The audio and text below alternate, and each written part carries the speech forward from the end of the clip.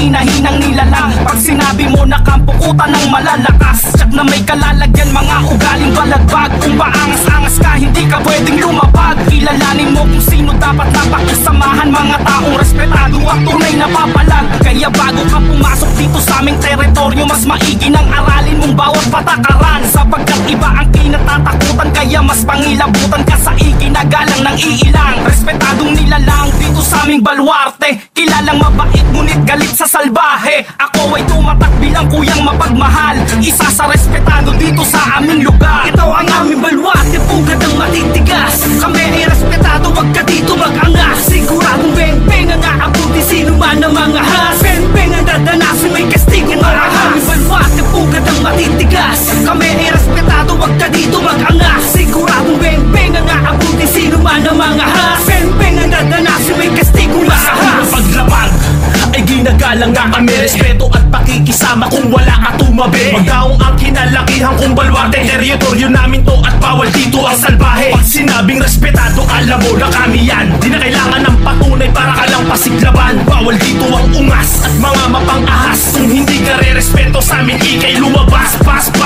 Paspasan mo ng takbo, mali ka ng tinakot mo. Walang respetong papaling kapag kami ginagumo. Ito ang babala kung babalaking bang himasok sa baluarte namin, pag-isipan bago ka pumasok. Dito sa aming lugar, walang pakikisamang peke, pera